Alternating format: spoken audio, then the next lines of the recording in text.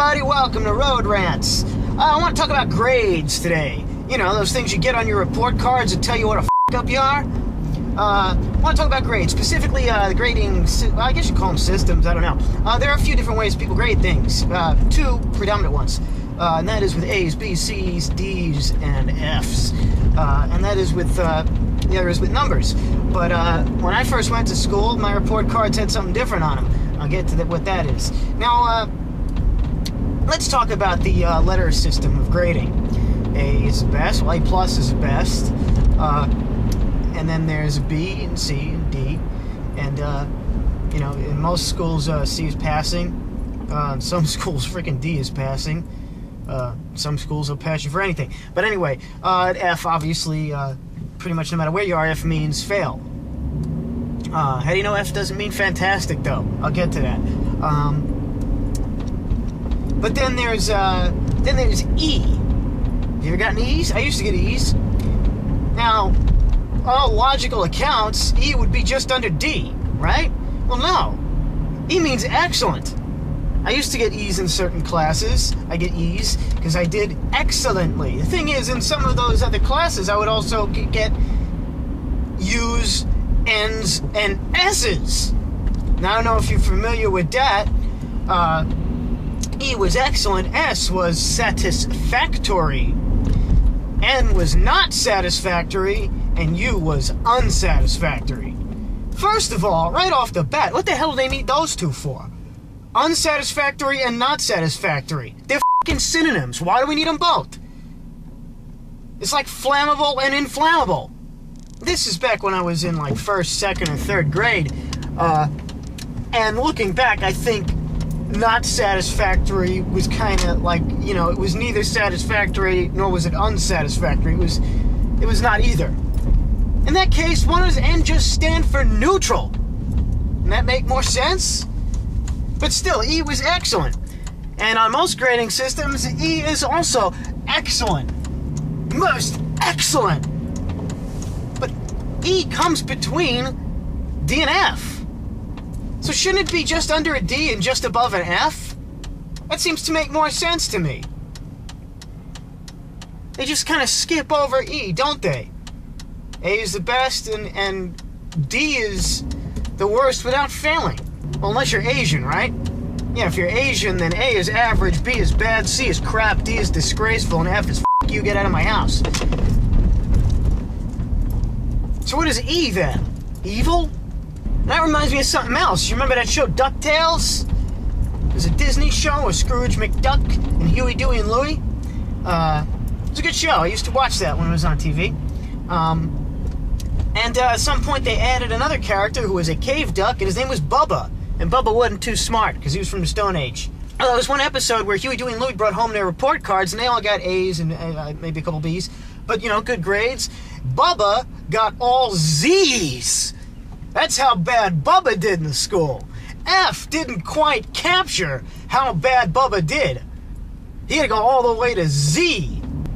Well, that just kind of reinforces the whole thing that E should mean excellent. It should mean between a D and an F. That doesn't make any sense to me. You know, going back to Asian grading, what's good? If A is average, I guess G would be good, but G comes right after F. So shouldn't G be even worse than failing? Doesn't make any sense to me, people. The letter grading system. I think we should just stick to the numbers. The numbers are clear-cut, straightforward. This is how many questions you got right. This is how many questions you got wrong. Here's your percentages. There's no disputing them. Now, I know they do a conversion thing where A is the 90 and B is an 80, and you know. But still, what's the point of that? And we also have, you know, the words, you know, A is really good. B is good, C is average, D is not good enough. Well, here's the thing. I remember Calvin and Hobbes strip, where Calvin complained because he got a C. And he says, Miss Wormwood, I demand an A. I got 75% of the answers right, and C is saying I only did an average job. But if government and industry were only 75% competent, we'd be ecstatic. Doing something 75% right in this society is a remarkable achievement. And he's right, it is. It's an unfortunate situation. We have the whole, you know, lettering system, and it just doesn't make any sense to me. It's archaic, it's outdated. What's the point of it? If there are 100 questions on a test, and you get 76 of them right, that's a 76. It's not a C, it's a 76. If you get all of them right, it's 100.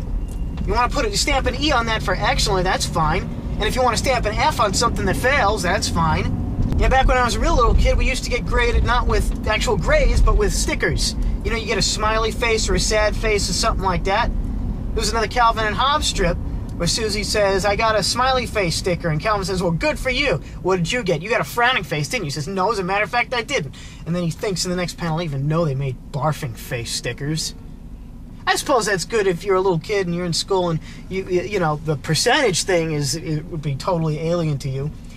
What does I got an 85% mean? What is that?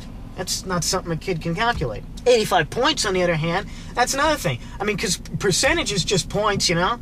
You get up to 100 points on your test, whatever it is, and you figure out, you know, how much each question is worth, and you get so many points, and you haven't got to worry about the percentage.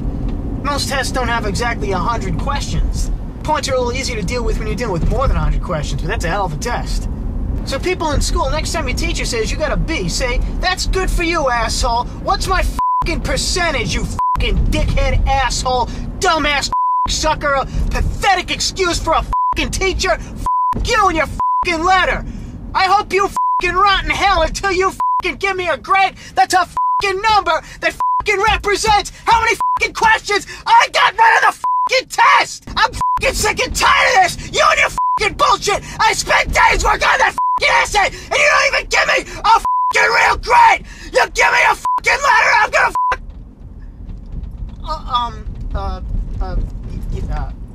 yeah, well, anyway. Yeah, we should have, number grades. You know, number grades are easier to calculate and understand. This has been Road Rants, people. We'll see you later.